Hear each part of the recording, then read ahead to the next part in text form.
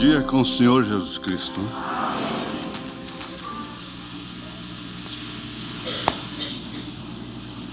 Gostaria de saber se a alma e espírito é a mesma coisa. Nós falamos esses dias aí, né, sobre o corpo, alma e espírito. 1 Tessalonicenses. E, resumidamente, o irmão Branham diz: a alma é a natureza do espírito. Seria como se o seu corpo tem a natureza que forma a sua personalidade, então a alma, sendo a natureza do espírito, é que dá também forma, vamos dizer, é o abstrato do abstrato, né? Daquilo que não se pode ver. Forma a personalidade do seu espírito. Então a alma que vem de Deus, ela, é claro, vai caracterizar a natureza do espírito, né? E, por sua vez,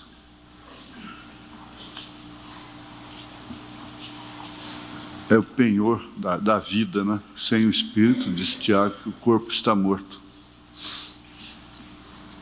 Eu não sou muito conhecedor desse assunto, né? Ele é muito teológico. O irmão Branham falou muito pouco sobre isso. Mas é o suficiente, né? Agora, gostaria de saber sobre signos. Se existe alguma verdade, o que tem a ver signos, astros, com nós, seres humanos, se provisões ou previsões de astrólogos diz alguma verdade. Olha, o irmão Branham disse que o zodíaco é uma Bíblia, né? Sem dúvida alguma. São 3 Bíblias, a natureza aqui embaixo, né? A Bíblia Sagrada e o zodíaco. Mas como existem intérpretes da Bíblia aos montões, né, e pervertem a Bíblia, então existem intérpretes aos montões da astrologia, dos astros, né? É a mesma coisa. Agora, há sempre demonologia mesmo, irmão Branham diz que existe o falso do falso até, não é? Tem aquele que é realmente, tem o dom e é realmente um feiticeiro, mas tem aquele que imita o feiticeiro, ele é falso. Quer dizer, como feiticeiro real, que tem o dom mesmo, ele não é falso, ele é um verdadeiro feiticeiro. Agora, um verdadeiro feiticeiro tem também os seus imitadores, seus falsos, né? E, sendo assim, todas as Bíblias estão sendo pervertidas na natureza, através do híbrido, do trator, do fogo e tanta coisa, e agrotóxico, né? Pervertendo a natureza em todos os seus sentidos. E os astros viraram motivo de ganho também, né? Como a Bíblia. Agora, para nós, teve ocasião, o irmão Branham, ninguém melhor que ele, poderia tratar das pessoas através dos signos. Inclusive, tem uma referência que ele diz: eu tinha que olhar o signo daquela irmã para depois orientá-la, né? Mas para nós mesmo assim não tem nada a ver. Existe influência realmente, a lua e tudo existe, só que todas as 3 concordam numa, está tudo aqui na Bíblia Sagrada. E, para nossa segurança, Deus nos enviou um profeta. Seria o grande perfeito vindicado astrólogo de Deus, né? Porque tudo que o zodíaco mostrar para você, tem na Bíblia. Tudo que a natureza mostrar, tem na Bíblia Sagrada. Então, a Bíblia não te deixa assim à mercê de astrólogos e coisas assim, né? A Bíblia é sagrada. Tudo está resumido aqui. Está esclarecido e revelado, né? Principalmente para nós que temos o profeta. Sabendo que existem influências, fases, o signo existe. Eu tenho uma completa, vamos dizer assim, sobre cada signo eu tenho impresso aí, sobre as características, né, de cada um deles. E aí começam as interpretações, né? Até mesmo marcando, né, julgando a pessoa através do signo. Você descobrir que Jesus era carneiro e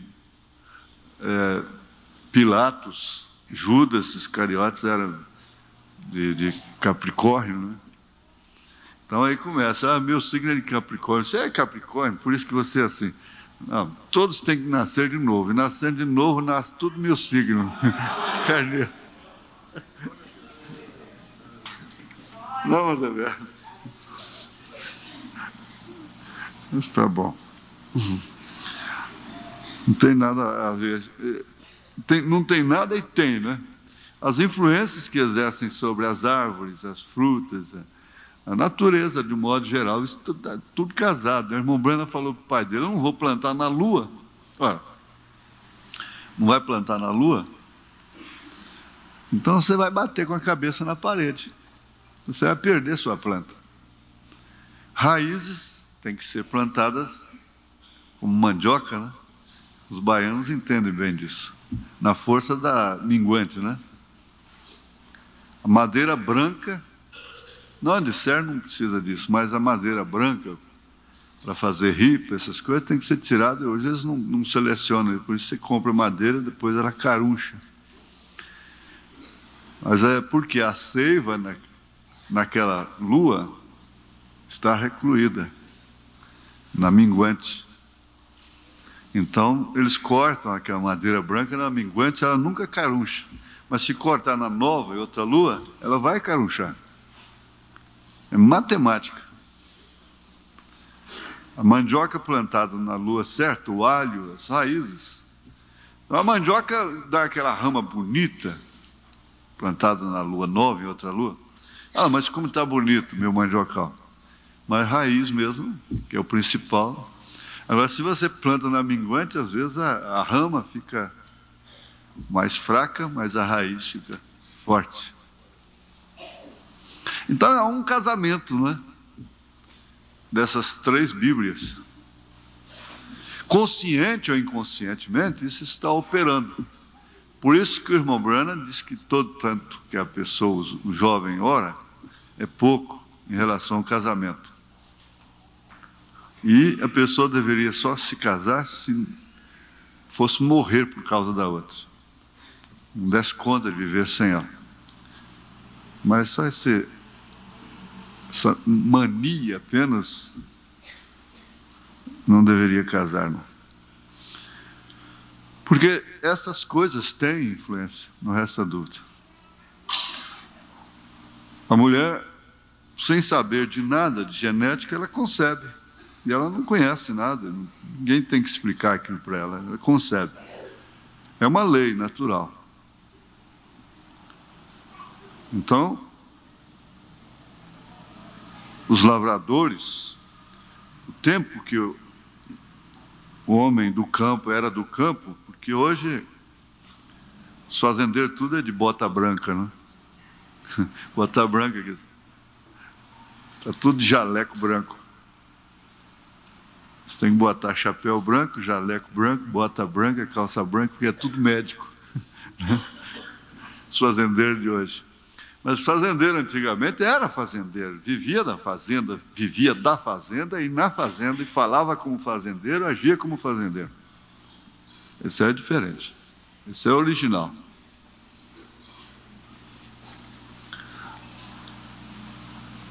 Então eles conheciam o tempo da enchente, a hora certa de plantar, a hora certa de colher, a hora certa, tudo direitinho, não é? porque viviam em contato ali, vinha dos avós, as experiências e coisas assim. Conta-se fato real, né?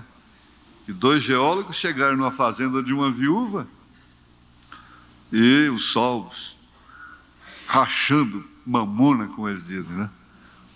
E a mamona, ela racha e espirra com sol quente.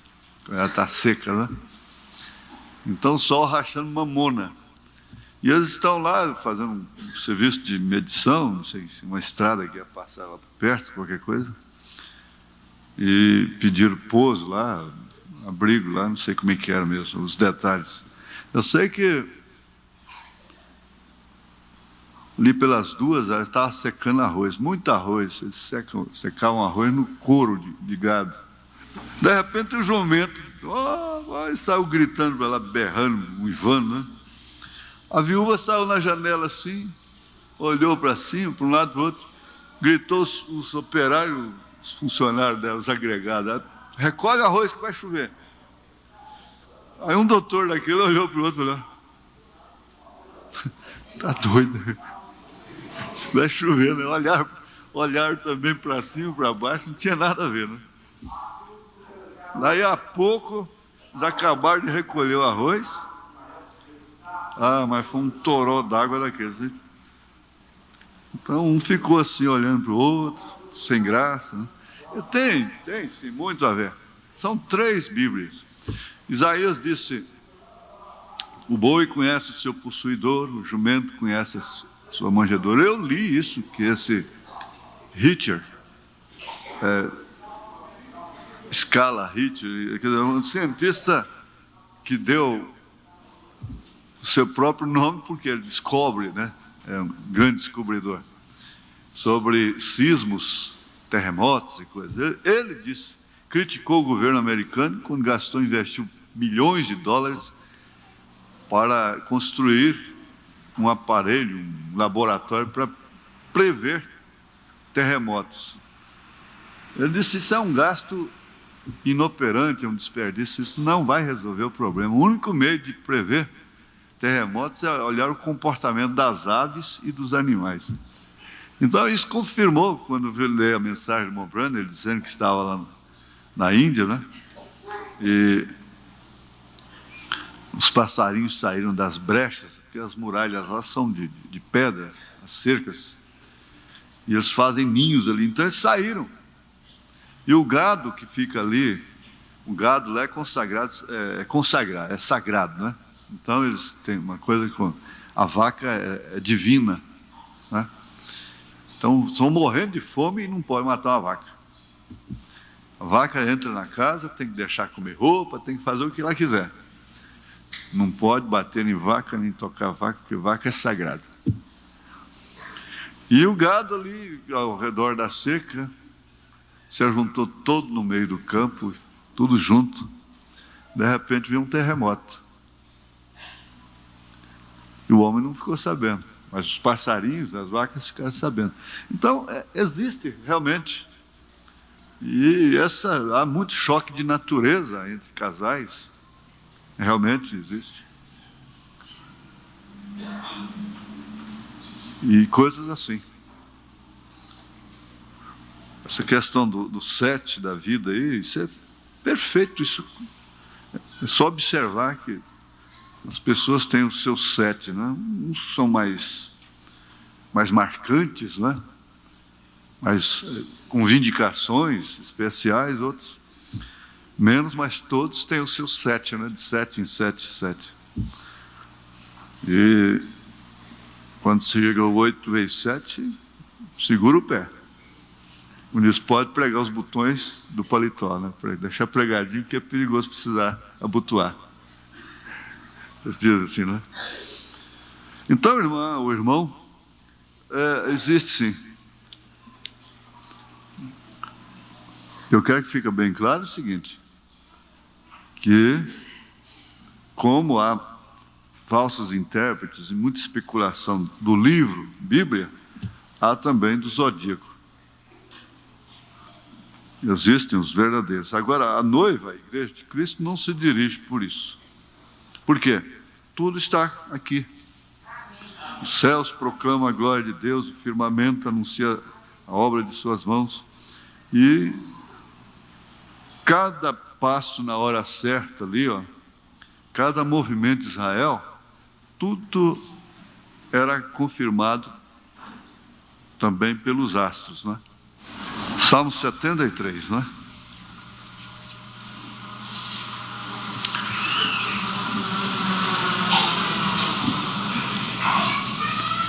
Verdadeiramente bom é Deus para com Israel, para com os limpos de coração.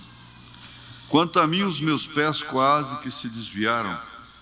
Pouco faltou para que escorregassem os meus passos.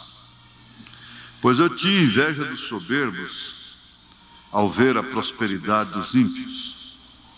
Porque não há apertos na sua morte, mas firme está a sua força.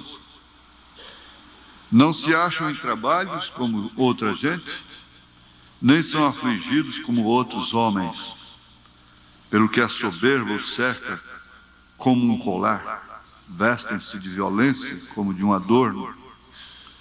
Os olhos deles estão inchados de gordura, superabundam as imaginações do seu coração. São corrompidos e tratam maliciosamente de opressão. Falam arrogantemente.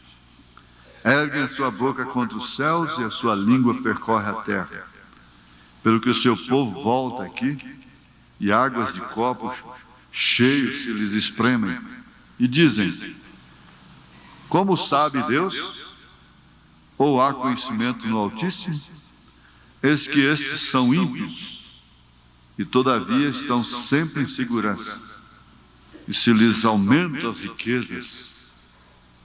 Na verdade que em vão tenho purificado meu coração e lavado as minhas mãos na inocência, pois todo dia tenho sido afligido e castigado cada manhã. Se eu dissesse, também falaria assim, eis que ofenderia a geração de teus filhos. Quando pensava em compreender isto, fiquei sobremodo perturbado, até que entrei no santuário de Deus, então entendi eu o fim deles.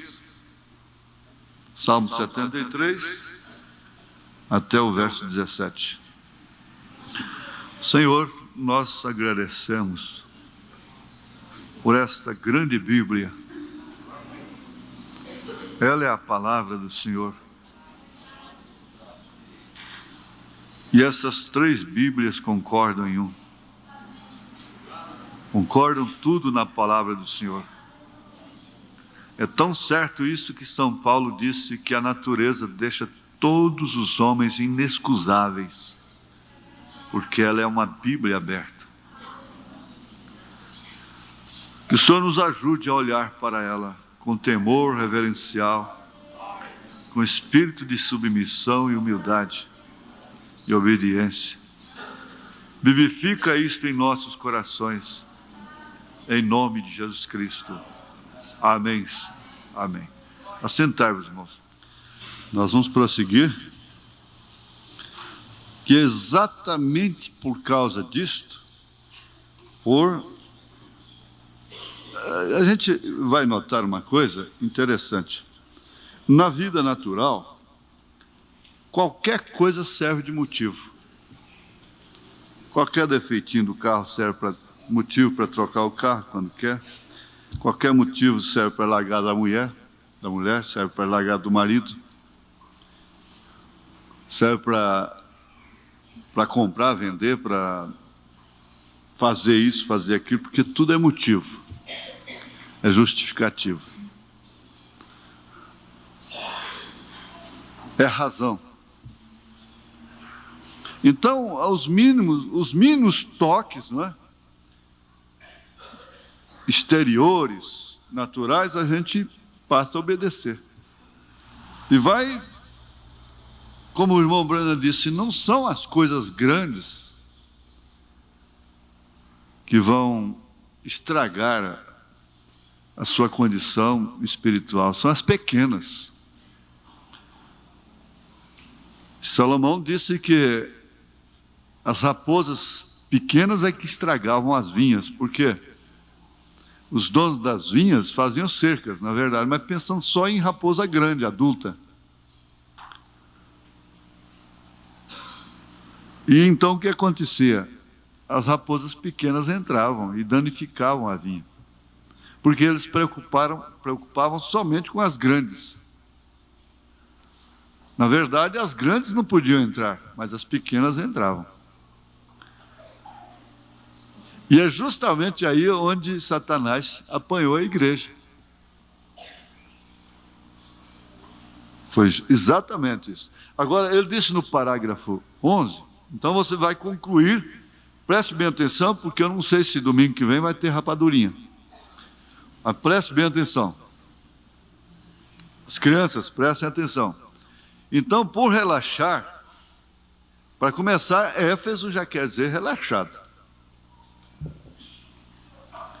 E por relaxar, porque nós vamos entrar no estudo depois das eras, especificamente mesmo, nós vamos ver aí, e começar exatamente com a era de Éfeso, não é? A morte, então, havia entrado. Exatamente o que a serpente fez lá no deserto, lá no Éden, com a Eva. Foi uma coisinha só e pronto.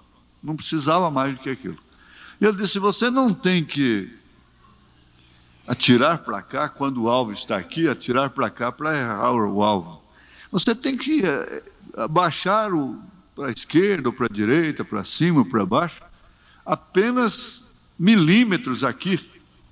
Quando a bala chega lá, já está fora do alvo. Você pensa, não, mas está na direção. Estando na direção, está tudo bem. Mas vai sair fora do alvo. Engraçado que o irmão Branham disse isso aí, e, na verdade, pecado significa errar o alvo. E a igreja, mãe, entre aspas, né, mãe do mundo, ela errou o alvo e erra o alvo, e suas filhas estão errando o alvo e vão errar até a marca da besta mesmo, se evidenciar, através da doutrina da Trindade, das três pessoas distintas. Isso é errar o alvo, isso é pecado. Então já começa pecando. Nós estudamos isso aqui, ó. E nas eras passadas? Não, foi proporcionalmente. Deus não podia exigir mais de Lutero do que aquilo, justificação pela fé. Então a igreja está evangelizada e evangeliza nesse sentido. Não se confunde em relação às eras passadas. Você vai na lavoura, então vê o milho pequeno, está brotando. Você não vai esperar ele espiga dali, é claro. Mas vai tempo, o tempo exato, preciso, cresce, aquilo vai crescendo, de repente vem a boneca, né? E daí a pouco aquilo está tudo seco, mas a vida está lá na espiga. Ora, o lavrador não esperava e não podia tirar daquele sistema uma espiga antes que aquilo acontecesse, através do tempo. É uma lavoura, exatamente uma lavoura. Aí está a Bíblia na natureza, a revelação. E Paulo disse que a natureza deixa todos os homens inexcusáveis. Quem foi? Haverá dois julgamentos em relação a esse sentido. Aqueles que eram da lei serão julgados pela lei. E os que não são da lei serão julgados sem lei. Por quê? Toda a natureza deixa todo homem inexcusável. Lá está a Bíblia revelada. De forma que a gente conversa nesse sentido, não é o sermão gritado. Eu gosto muito dele, mas não é isso. Você pode ver que o que a gente vai estudando pode bater no prego direitinho, rebatendo a ponta, né? Porque isso aqui é realmente pregar, não é? Ensinar. Você bate e rebate. E eles diziam assim, bate o cravo e rebate a ponta, não é? A ponta volta para... Agora, exatamente por causa disso aí, dessas pequenas coisas, como Eva foi tirada da palavra, Isso implica a parte doutrinária de uma maneira como base mesmo. Foi isso que a serpente fez. Perverteu a palavra. E assim o pecado entrou. Agora, ele disse a Eva, considerando a igreja primitiva como a Eva, segunda Eva, ele disse, ela caiu. Ela caiu exatamente da mesma forma. E relaxando as exigências de Deus, a morte entra.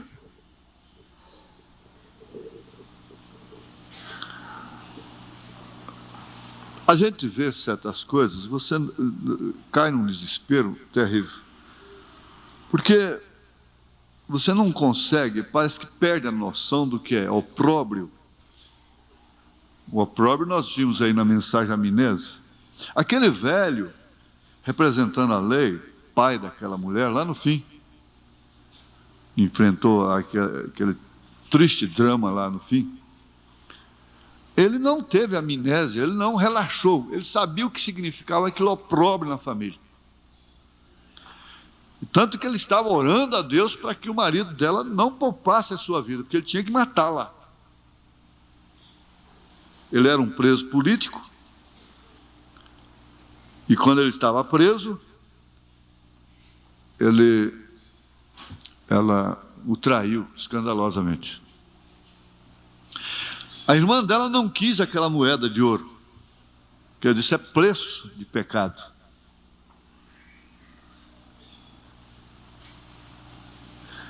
Isso quer dizer que a família não havia relaxado. Você vê que a irmã dela tratou até com ela humanamente, mas não se comprometeu.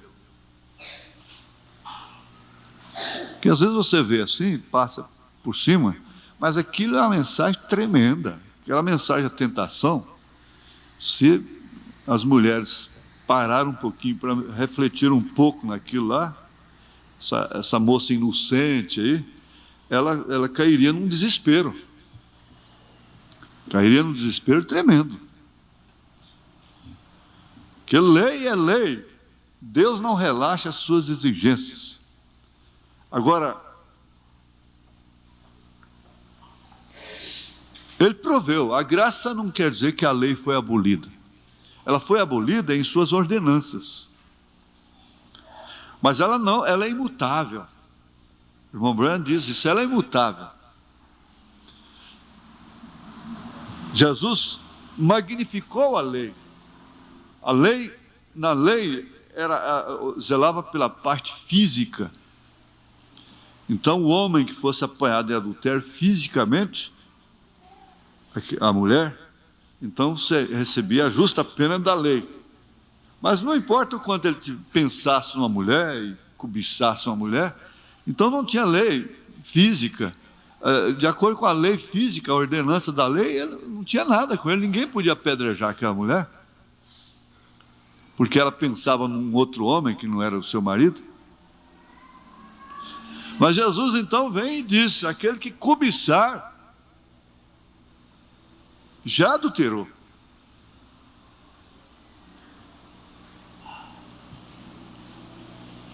Então seria melhor, hoje seria melhor que fosse na lei, né? Fosse na lei. Seria melhor, né? Para a maioria da humanidade, praticamente. Nesse sentido, nesse quadrinho aí só, né? Seria melhor. Mais fácil até, não é? Porque era somente não ser apanhado, não ser flagrado e pronto. Mas isso continuou na sociedade. Continuou na sociedade, assim. Só que a menina aqui, ela deixou, se fosse, poderia chegar a qualquer outro lugar mais profundo, né? Ela entendeu que essa exigência não é de pastor, não é do profeta, irmão Branham, não é de diácono, não é do pai dela, não é de mãe dela, não é das irmãs, não é nada disso. É uma questão dela e Deus. É com ela e Deus, é sua alma e Deus, é seu espírito e Deus. Aí que está a diferença, a grande diferença. E que muitos interpretam mal, julgam mal a igreja, esta igreja, dizendo que nós somos liberais e coisa e tal. Mas não é. A igreja do irmão Branham era, nesse sentido, era exatamente igual a essa aqui. O irmão Branham, mais do que ninguém, queria que Deus operasse por dentro das pessoas. Por dentro, de dentro para fora. Então ele disse, até mesmo, disse, você não deve querer ir para o céu com medo de ir para o inferno. Não é isso. A pessoa fica com medo do inferno, com medo de enfrentar o juízo. Todos vão enfrentar o juízo. Aí então, é o que ela disse aqui em outras palavras, lá no dia de juízo, motivos e razões não vão justificar nada. Lá no dia de juízo não vai adiantar você culpar marido, culpar mulher. Foi a mulher que tu me deste? Foi a serpente? Foi quem foi? Fosse quem fosse. A sentença virá, como veio lá no Éden. Não adianta você jogar a culpa em mim, no diácono, na igreja, na irmã. Lá no dia de juízo, não. Então, a morte havia entrado e quem percebeu?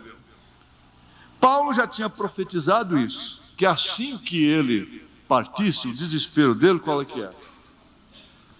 Parece que é Atos dos Apóstolos 20, não é? Eu não sei citar de cor. Eu até acho mais recomendável assim também. Ele diz assim, vamos ler o trecho todo de 24, versículo 24, capítulo 20 de Atos dos Apóstolos, a partir do verso 24, que eu gosto muito desse trecho aqui. Mas em nada tenho a minha vida por preciosa, contanto que cumpra com alegria a minha carreira. Semblante cair, pela pobre vítima aí do destino, né?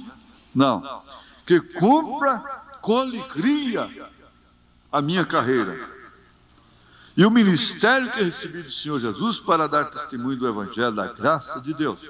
E agora, na verdade, sei que todos vós, por quem passei pregando o reino de Deus, não vereis mais o meu rosto. Portanto, no dia de hoje, vos protesto que estou limpo do sangue de todos, porque nunca deixei de vos anunciar todo o conselho de Deus. Olhai por vós e por todo o rebanho sobre que o Espírito Santo vos constituiu bispos, para apacentardes a igreja de Deus que ele resgatou com seu próprio sangue. Então o sangue de Jesus Cristo era o sangue de Deus. Porque eu sei isto, que depois da minha partida entrarão no meio de vós lobos cruéis que não perdoarão ao rebanho. E que dentre vós mesmos se levantarão homens que farão coisas perversas para atraírem os discípulos após si. Portanto, vigiai, lembrando-vos que durante 3 anos não cessei noite e dia de demonstrar com lágrimas a cada um de vós. Então ele já sabia que isso aconteceria na primeira era. Veja o que ele disse aos Gálatas, à igreja da Galácia. Espera aí, você gosta de escola dominical, não gosta? Isso, você veio para a escola dominical, não veio para dormir. Você veio para a escola dominical, não é verdade? Então vamos para Gálatas, aos Gálatas. Aos Gálatas é logo, primeira carta depois dos Coríntios, né?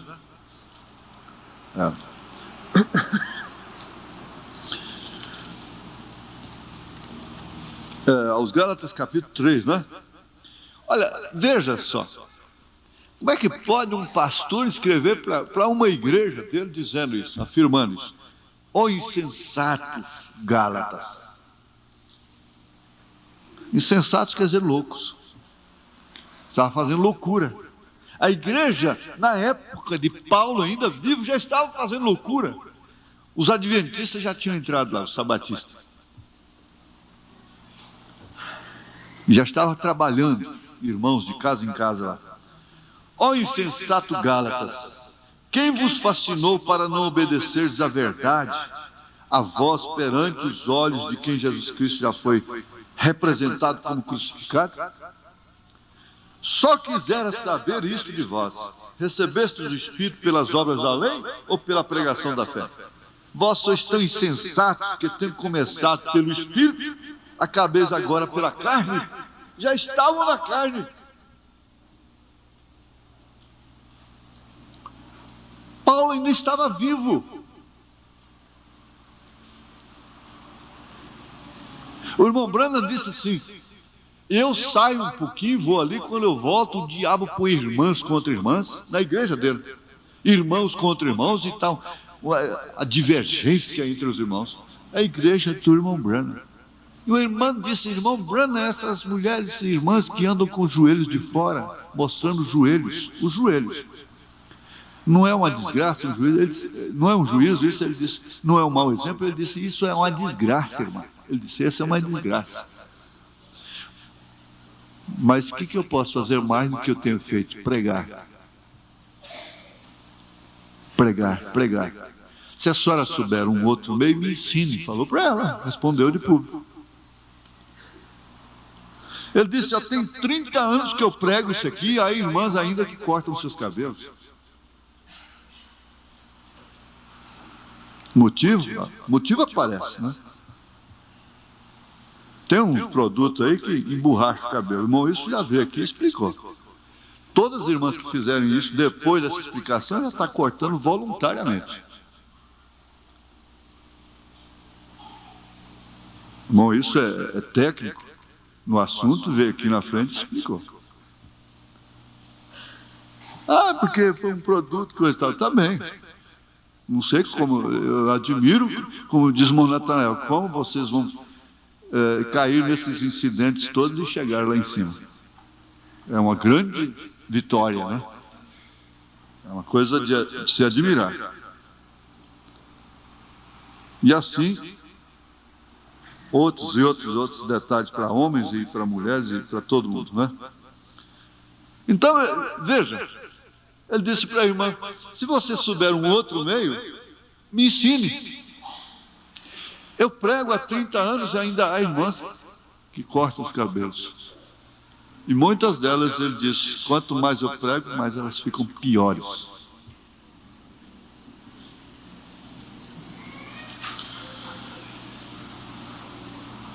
Ele disse, sois vós tão insensatos que, tendo começado pelo Espírito, acabeis agora pela carne? Será em vão que tenha padecido tanto, se é que isso também foi em vão? Aquele, pois, que vos dá o Espírito e que obra maravilhas entre vós, falo pelas obras da lei ou pela pregação da fé. Assim como Abraão creu em Deus e se lhe foi imputado como justiça, sabei, pois, que os que são da fé são filhos de Abraão. Ora, tendo a Escritura previsto que Deus havia de justificar pela fé os gentios, anunciou primeiro o Evangelho a Abraão, dizendo, todas as nações serão benditas em ti, de sorte que os que são da fé são benditos com o crente Abraão. Todos aqueles, pois, que são das obras da lei, estão debaixo da maldição, porque está escrito, maldito todo aquele que não permanecer em todas as coisas que estão escritas no livro da lei para fazê-las. Eu não vou ler o capítulo todo, você pode ler isso em casa. Ele disse, eu admiro que tão logo vocês já começassem a desviarem daquilo que eu vos ensinei. Ainda, veja lá em 1 Coríntios 3 ou 6? 3. É 3. E eu, irmãos, não vos pude falar como a espirituais, mas como a carnais, como a meninos em Cristo. Com leite vos criei, não com manjar, porque ainda não podíeis, nem tampouco ainda agora podeis, porque ainda sois carnais. Mas como é que você poderia julgar a Paulo, um pastor daquele, apóstolo, sem semelhança, um homem que ninguém, diz o profeta, ninguém imita Paulo?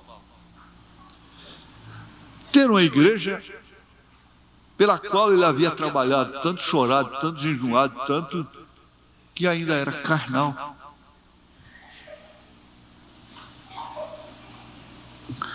Então, é onde a gente cai em certo desespero, que ninguém pode entender, não adianta você querer explicar. Eu disse, a igreja prospera e o Espírito Santo sai dela. O homem prospera, dificilmente ele não arranja outra mulher. A mulher dele fica feia, fica acabada, fica enrugada, já não serve mais. O homem prospera e acaba o tempo dele. Em vez de ele ter mais tempo, porque tem mais meios, agora ele não tem tempo. É custoso. Se corre, o bicho pega. Se fica, o bicho come. Que coisa custosa, não é? É arena? Fornalha? Exato. Nós não estamos conversando bobagem, que vocês sabem que não é. Coisa concreta, não é verdade? A coisa é difícil. Então vamos ficar na miséria.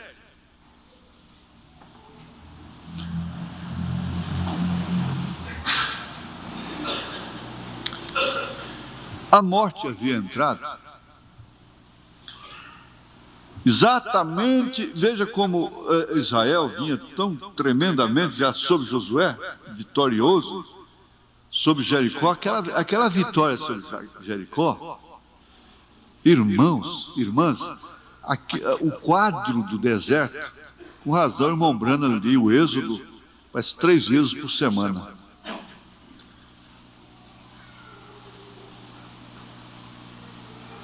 Aquele quadro do deserto ali é a sombra real da nossa vida aqui. Você saiu das denominações, você atravessou o Mar Vermelho. E aí então vem o curso, depois ainda para trás.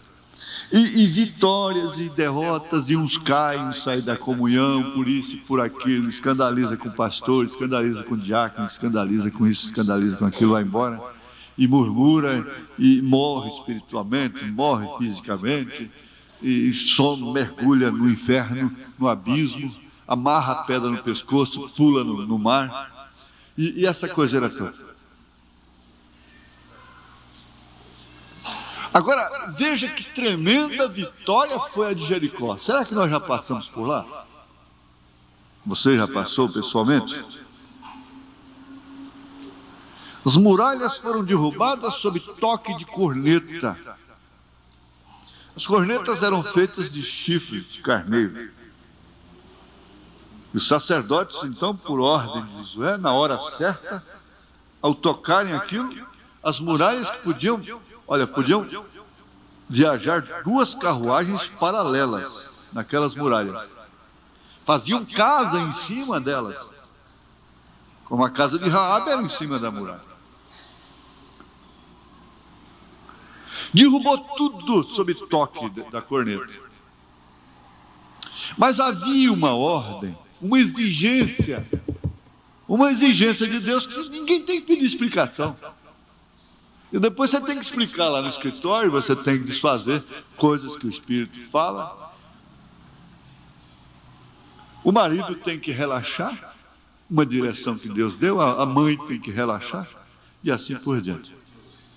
Ora, a exigência de Deus era essa, que ninguém pegasse o opróbrio, pegasse, como é que falava? Despojo. Mas Acã viu lá a capa babilônica, as moedas, a cunha de ouro, cunha, né, que racha, a divisão, essa coisa toda ele viu. Seus olhos, então, foram atraídos pela concupiscência, né? Então, a concupiscência dos olhos, a soberba da vida, estava lá. E ele pega e põe aquilo, apanha aquilo e esconde dentro de casa. Para onde é que foi? Para onde é que vai? Onde você pecar, você vai levar aquilo para casa. Você está levando aquilo para casa quando você volta para casa. Não é verdade? E leva a coisa para dentro de casa. A mulher leva o opróbrio para dentro de casa. O homem leva o opróbrio para dentro de casa.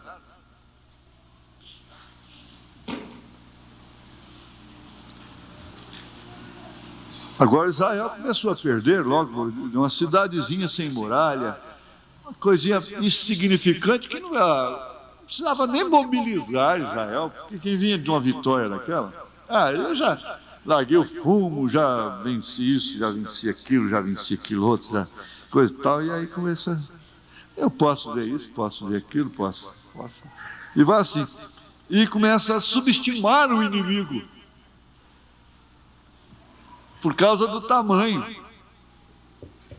É o tamanho da coisa. O irmão Brando disse, não é o tamanho do cão na briga, mas é o tamanho da briga. Não é verdade? Agora o que aconteceu? Israel perdeu para 37 generais, não foi? 37, né? O mundo divino é bom para guardar isso. 37, né? Ou 38, por aí. Generais. Na cidade de Ai, que foi o próximo tropeço depois de Jericó. Mas quem passou por Jericó é igual um time de futebol aí que ganha de um time muito forte e depois vai jogar com um time sem expressão e relaxa a coisa. E por fim o negócio da zebra. Começou assim. A arrogância, o papo cheio, né? E foi assim. Mas tinha que haver uma causa. E Deus, então, Josué, rapa a cabeça, rola na cinza, jejum e está rolando para lá e para cá. Deus, o que é isso? Não adianta se fazer isso, não. Israel pecou. Vai ver? A coisa estava lá dentro da tenda de Acã.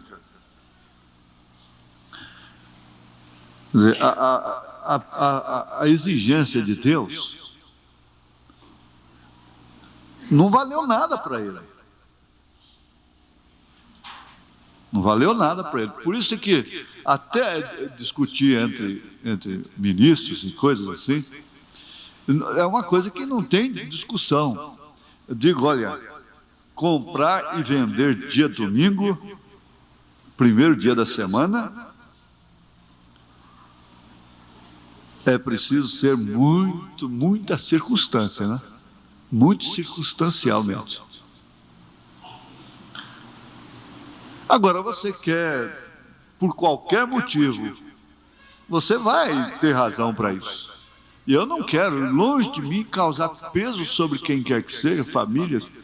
Mais do que nunca eu estou consciente do que significa isto. Pôr o pão sobre a mesa.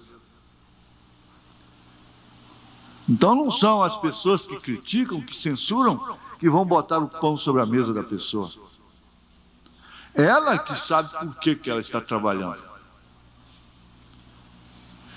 Mas o pastor tem a obrigação de dizer o que o irmão Brana disse a respeito disso. Ele disse, eu não quero no primeiro dia da semana, no domingo, aquilo que Deus não me deu durante a semana. E ele repreendeu uma irmã que estava passando roupa no dia domingo. Ele repreendeu pessoalmente. Então não é uma exigência minha, mas é dever, de vez em quando, a gente mostrar isso para a igreja.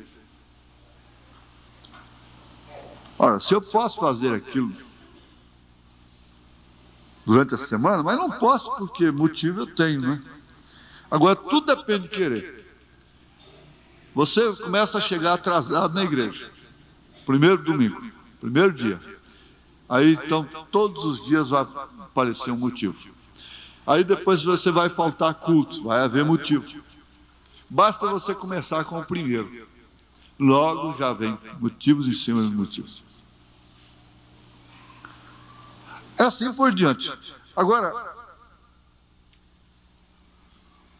a morte havia entrado, isso já foi ilustrado, foi exemplificado de uma maneira muito clara.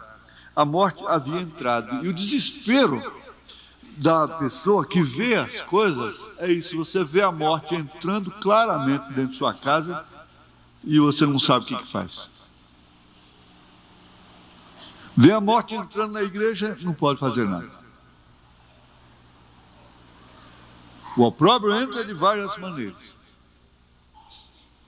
O dinheiro da igreja mal distribuído, mal aplicado é um opróbrio. Então nós estamos deslizando em cima de gelo. O profeta diz isso. E lá no gelo, nós vamos ver essa imagem de uma maneira mais clara, que eu já tenho uma do jeitinho que o irmão Brana fala. Então você vai deslizando aí, pode até automóvel em cima daquilo. Mas corre o risco de ter só uma casquinha fina daquele gelo. Afunda. Por cima está tudo igual, mas por baixo tem um pedaço ali daquele congelado ali que é só uma casquinha. Então você vem deslizando, cai ali. Ele disse que isso é como deslizar sobre o gelo. E se a gente tiver que conduzir, fazer uma reavaliação e começar tudo de novo, você entende às vezes que tem que fazer, mas tem que quebrar tanta coisa. E tem que tanta gente compreender aquilo, aceitar e entender. Você não pode fazer nada. Você acaba com a família, como é que faz? A mulher não aceita. Não vai de forma alguma entender aquilo.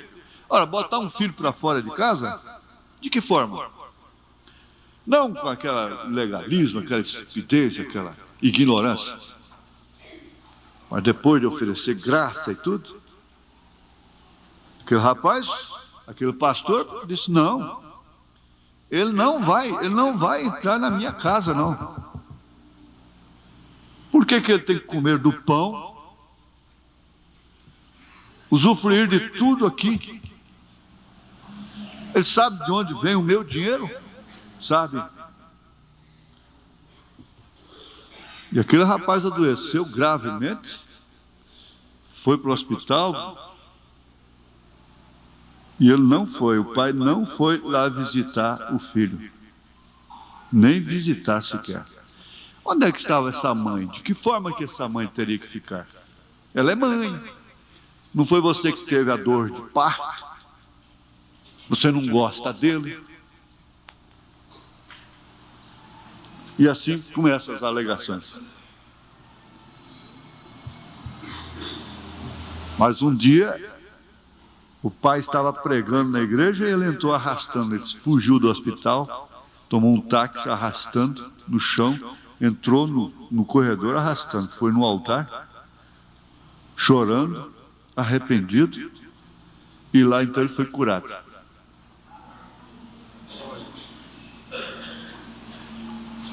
Mas pode fazer isso? Qual é a mãe que vai dar apoio para uma coisa dessa? Sem ficar, quando fica calado é morrendo, sem comer, chorando dia e noite, e levando apoio escondido. Mas o próprio. Depois os amigos, as amigas não sabem o que está acontecendo, né? O problema é esse. As coisas ficam difíceis para os familiares manter o lar sem opróbrio. Isso quer dizer, sem quebrar as exigências de Deus. Ora, isso vai acontecer indubitavelmente. Isso quer dizer, sem dúvida alguma vai acontecer. Mas não voluntariamente, não por, vamos dizer, por amor de mãe, amor de pai. O profeta diz: você fica frouxo, fica um homem frouxo, então tudo tem que ser aceito. Você tem que engolir tudo. A morte entrou na igreja. Ora, se entrou na igreja, entrou na casa dos crentes, nas casas, entrou nas famílias. Então isso não é para nos colocar no canto da parede, mas isso poderá nos levar a um desespero correto, verdadeiro. É onde às vezes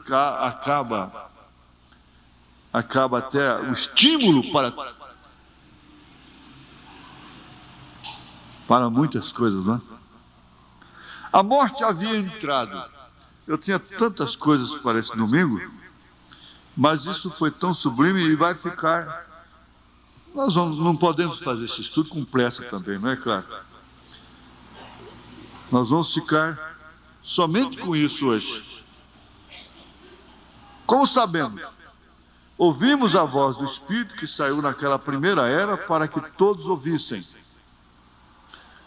Ao que vencer, darei a comer da árvore da vida que está no paraíso de Deus. Eu não quero assim, isso seria falso, seria mal, funesto. Mas tem hora que eu penso assim, tem hora que pode ser um complexo, né? Um complexo que eu carrego, né? Mas eu estou achando que qualquer hora assim eu vou dar uma surpresa a vocês, né? Vou abotoar os paletós, né? Eu vou cair qualquer hora assim, morto, né? Vou amanhecer morto. Mas isso seria falso, funesto, inconveniente dizer uma coisa dessa? Mas às vezes você percebe assim, que não tem mais alguma coisa para acontecer com você, a não ser isso. Não é certo? E, como disse, se aquilo é para o bem do povo, que aconteça, né? Porque às vezes a melhor maneira de vencer é morrendo. Morrendo é assim, bem entendido. Morrendo através de Deus, né? Uma chamada de Deus real, não é verdadeiro. Ao que vencer, darei a comer da árvore da vida que está no paraíso de Deus. A igreja já havia bebido demasiadamente da árvore da morte. Que coisa, hein? Na primeira era, vocês estão vendo? Né, irmã Débora? Foi difícil, né? Na primeira era a coisa já estava daquele jeito.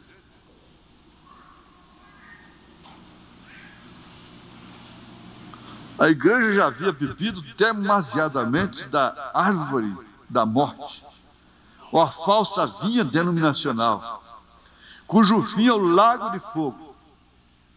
Porém, agora já não há querubins. Olha, isso aqui não pode ser lido apenas. Então, fica assim. Vocês vão anotar e domingo que vem nós vamos reativar isso. Porém, agora já não há querubins com espadas inflamadas para guardar a árvore da vida. O que é que o irmão Branham está fazendo menção aqui? O que ele está se referindo aqui? Ele está se referindo ao quê? Agora já não há mais querubins com espadas nas mãos, inflamadas, para guardar a árvore da vida. Está se referindo a quê? Ao Éden, o jardim, certo? Então agora não há mais querubins. O que há então? Deus agora não se aparta do meio da igreja. É Ele próprio que está guardando esse jardim, essa vinha. Deus agora não se aparta do meio da igreja como Ele apartou-se do Éden. Não. Oh, não. Ele estará no meio de sua igreja até a era final.